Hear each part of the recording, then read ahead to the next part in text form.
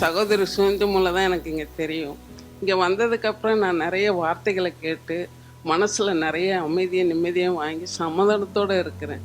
இந்த சமாதானம் எனக்கு என்னைக்கு கிடைக்கணும், இந்த இடத்துக்கு வந்ததுக்கப்புறம் தான் நான் முழுமையாக நம்பி இருக்கிறேன். கர்த்தர் என்னை கிருபையினால் வழி நடத்துகிறார். வாழாக்காமல் தலையாக்குவார், கீழாக்காமல் மேலே. என் பையன் வந்து மகனும் மருமகளும் அவங்க கஷ்டப்பட்டு வீடு கட்டியிருக்காங்க.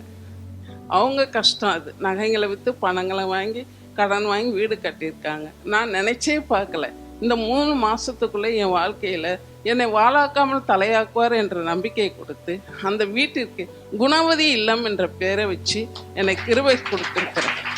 கர்த்தருக்கு நன்றி. அதே சமயத்தில் வலது பக்கத்தில் இந்த காது ஓரத்தில் இருந்து ஒரு பயங்கர வலி இருக்கும். நரம்பு சுண்டி இழுக்கிற மாதிரி இருக்கும். நம்ம மூளைக்கு ஏதாவது பாதிப்பு ஏற்பட்டுடுமோ அப்படி கையை தட்டும்போது கூட வலி அதிகமாக இருக்கும். ஆனால் அவர் வந்து எனக்கு சுகம் கொடுத்துருக்கிறார். இந்த வலி இல்லாமல் எனக்கு பூரண சுகத்தை கொடுத்துருக்கார். கர்த்தருக்கு நன்றி. அதே சமயத்தில் சகோதரர் அவர்களுக்கு, விக்டர் பாஸ்டர் அவர்களுக்கும் நான் நிறைய நன்றி பட்டிருக்கேன். நன்றி.